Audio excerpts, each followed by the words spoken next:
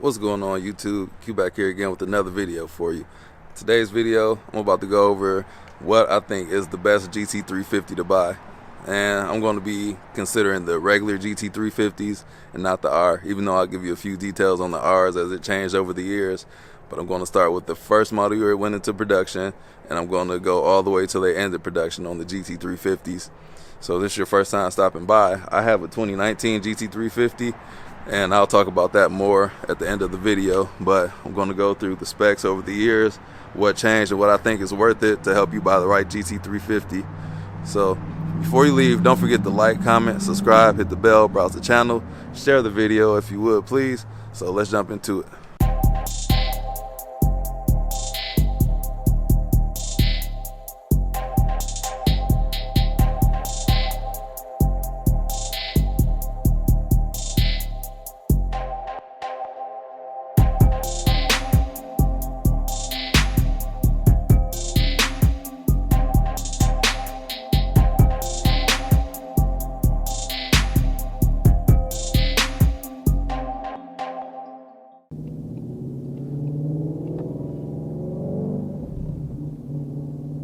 Alright, so I'm going to start off by pairing up the model years.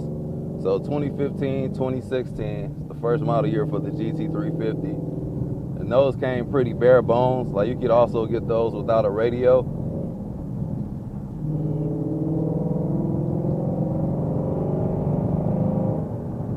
So 2015, 2016 is the first model year.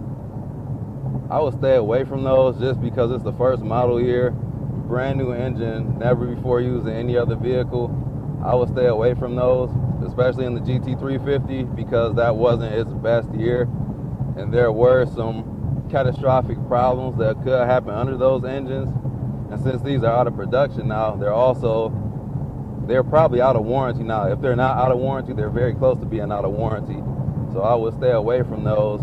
And the problem with those were they did have a track pack, so you had to order the track pack or like a technology package, and the technology package came with like your radio, the touchscreen. Well, actually, it might not have came with the touchscreen. I can't remember because I can't play with the configurator obviously right now. The car is completely out of production, but it had the track package. You can get Recaro seats, and with the track package, that added like the oils, the trans, and the differential coolers. In the first model year, they needed better cooling, so you got that with the track package. But if you didn't have the track package, then your car was prone to overheating.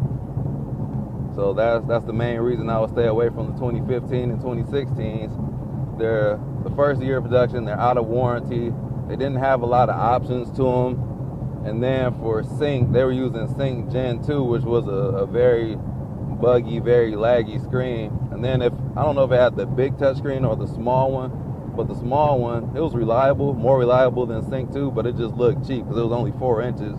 So it had it was a very small screen with a ton of buttons everywhere. So then they had a lot of updates for the 2017, 2018 model years. So they came, 2017, 2018, they came with the track pack that you could add a la carte from the 2015 and 2016s. So if you had to get one, I would absolutely get the 2017 over the 2015 and 16. In 2017 and 2018, they're unchanged basically besides colors. So you got the track pack, came with the strut tower, got all the oil coolers, the differential coolers, the trans cooler. Then you got Sync Gen 3, which is a huge update over Sync 2. It's what I have in this one. It's much faster, less buggy. Like, Sync 2 is just the bugs galore. It's slow, unresponsive. But that's not why you buy these cars. You buy them for the track. So the people that want these for the track, you can do without the sync package. And obviously the 2015s and 2016s will be the cheapest ones, but keep in mind the warranty. Like, even in 2017 and 2018s, I see quite a few YouTubers that have to have their engines rebuilt. So that's why I would eliminate the 2017s and 2018s as well, because they had the Gen 1 engine. There's 2 generation engines for these, and I'll get to the Gen 2 later on. So also in 2017, in addition to the tech pack, you can get like the convenience pack, which adds these comfort seats. Like they came with the Recaro seats. So you can get like regular leather seats in the 2017s and 2018s. So they started making these more all-around cars as opposed to like just the straight-up track-focused beast. So you can actually drive these daily. And they also added the adjustable dampers, which I believe would be called the MagnaRide. Correct me if I'm wrong in the comments down below. But yeah, MagnaRide, that's Ford's version of a GM's magnetic ride control. Everybody tends to name it something different, but it's the same thing where the suspension reads the roads like 1,000 times per second, so it adjusts, so it makes it much better on the track, so it can predict what the suspension needs to be.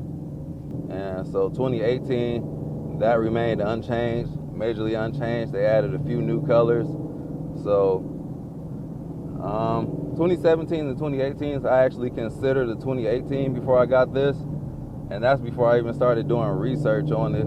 So I was going to go with the 2018. Still had a little bit of warranty left, and I can get them with certain features that I wanted, like the Sync 3 is what I wanted, because I drive my car every day.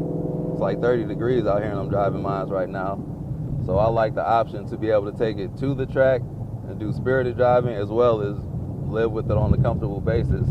So the ones that I would start considering is the 2017, 2018. And they do have some nice colors that I like there too, like Grabber Blue is my favorite color from Ford. So then 2019, that's where a lot of changes happen. And that's what I have with 2019. So 2019, 2020 was when this went out of production. Minor changes, if any. Colors is a thing, and they gave it like a Wimbledon white going out, Shelby edition, the Heritage package. But 2019, this thing got a ton of updates. So the regular GT350 got a lot of suspension bits and parts from the R, and they're a lot closer in 2019 than they have been before. The R still has the carbon fiber wheels and things like that, but the 2019, I think that's the best value, and that's what I have right here in mine. You can get the track seats. I got Sync 3. They upgraded to the B&O audio, so that's like a premium audio system. Bang & Olufsen Audi uses that. I got heated and cooled seats in here. Certain years didn't have a back seat. As you can see, I got car seats in the back of mine. Like, I don't sacrifice anything. Like, I got blind spot monitoring. Most things that you get on the premium Mustang GT, I have on my GT350. And one thing that doesn't come on here that you would think could happen, but they did it because it's more of an analog car. You can't get the digital dash on the GT350. You can get it on the Mach 1, which also has a ton of suspension bits from this and the GT500. But you can't get that on the Mach 1, which is, I think, that's a really good Mustang too. But I prefer the looks of the GT350 and the engine. But the GT350 in 2019, it also, so this is where the reliability problems, a lot of Mustangs have problems. It might be overblown because it's the internet, but there have been quite a few YouTubers, big, small time, that have, they gotten their engine replaced due to catastrophic failures. And the 2019, so they simplified it. So they manufactured the engine block for the GT500 and the GT350 together. So that just kind of simplified things. And they upgraded the casting for it as well. So stronger materials, better materials. They recasted the pistons as well. So it's a more robust engine. It's just a better built engine in the 2019s and 2020s. And that's what I would personally buy. Now, of course, with all these, the older model years, they're gonna be cheaper, and the newer ones are gonna be more expensive. Like when I bought mine in March this year, it was $59,000, and I've seen the market go up as high as like 70 grand on these, like as high as 73 for cars equipped like mine. So in today's market, it's going to be a little bit more, but the price wasn't too different before I pulled the trigger on this one and the 2018 that I was looking at. they were the same price, 59. I think the other one might have been 58, but this one just has a lot more. And if I'm going to keep one long term, the 2019 and 2020 is the one to get. I get more warranty. It's not that much more for price, and you get a lot of the R bits, which the GT350R is the king of these. So for having a lot of those parts, I'm happy with that. And that's why I think that's the one to buy. I wouldn't buy 2015, 2016 at all. 2017, 2018 I would consider due to pricing. And I'm going to post on the screen a lot of the changes for 2019. There's so many changes. It was kind of a major update from suspensions to steering. They actually got a race car driver to say what the GT350 needed, and he gave his feedback, and Ford went ahead and they added the changes to the car. And also for 2020, I think there was a slight update to the GT350R. I think they changed like the steering, the turn-in radius or something. And from what I'm reading on the forums, that took away from the steering feel a little bit. So I think that makes the 2019 the best one, even though you get more warranty in the 2020. And also, as far as recalls, I think they all have had recalls. But the 2020 GT350s, they also had like a fire risk recall, which they end up replacing the engine again. I don't know how it skipped to 2019, and I'm kind of shocked. I'm actually waiting for them to recall my engine, but I don't know if it was a certain batch of engines that got built in 2020 or for the 2020 model years. But I believe there's a fire hazard. I'll post that recall on the screen. And even the 2019 isn't without its faults. Like my shifter broke on here. I couldn't shift into reverse. Ford, they took care of that for me under warranty. And the reason I'm like talking about the warranty so much, like this isn't a Coyote engine. Like this, it's a 5.2 flat plane crank. It is not a cheap engine to replace out of warranty. So if something catastrophic does happen, which I forbid, yeah, I hope you got the cash. Now, if you got the cash and don't mind paying for that, then do what you please. But yeah, I'm not about to replace the engine. Like I did that once before on my FRS. The day I bought it, the engine failed on me, and I had to pay out of pocket to get that little weak engine rebuilt. And I'm still salty about that, if you can't tell. But yeah, that's my take on that. 2019, 2020, that's my first choice. 2017s and 2018s, I would do those as well. And it all depends on what you're looking for. Like if you just want the track experience, the 2018 will do it. Like it has the coolers and differentials and all that, but it doesn't have the engine updates, which that's the seller for me. So for me, my highest recommendation would have to be the 2019. Still under warranty. Like they did a lot of updates to the engine, and that's where the failures happen, is with the engine. If you care about track, like you can get a bona fide track version of this too. It still comes with Recaros, but for me and my style of life, I'm not at the track every day or at all really. Like I like my spirited drives. I like options. I love the heated and cool seats. I wish it had a heated steering wheel, but it doesn't. But it's still a great car. Like no knocks on the car at all. Just know what you're getting into. I would hate for somebody to get out there like, yeah, I recommend the 2015. You can get one for $50K. They buy it, the engine fails, and they're like, oh man, why'd you recommend that? Like, hey man, I'm just putting that out there, putting all the information out there so you can make the smart choice yourself on which one is right for you. And there are some people who've had no engine problems. So like I said, the internet, it's kind of like Porsche with the IMS bearing issue.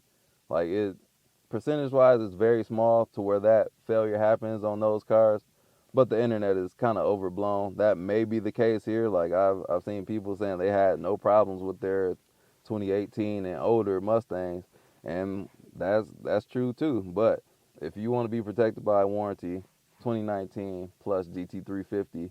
And if you don't want to toss out the coin for a GT350, I think the Mach 1 is an excellent Mustang, or even the GT Performance Pack Level 2. Yeah, the Mach 1 is an excellent Mustang. It doesn't truly replace this. It's just the engine difference. Like this engine, honestly, if I'm talking just honestly, the engine is kind of overhyped wonderful engine, but this car isn't worth that much more over the Mach 1 to me. Like, I think a Mach 1 is sweet for what it is, but like this car costing 70 grand, I couldn't do it. Like, not for a regular GT350. An R maybe, and that's if I'm planning on holding this for a collector's car. Like, that's a lot of coin for what these were brand new. Like, my car stickered at 66K, and they started around 60K. So yeah. So do what you want with the information. This is just me giving my opinion on what I think is the best one. So I told you the updates and all that good stuff. So let me know down in the comments down below, what's your favorite one. Also, don't forget to tear this thing up for me, please. Helps out a lot. Just let me know what you think is the best model year for the GT350. Like, what's your favorite color on the GT350? Like I said, mine is Grabber Blue.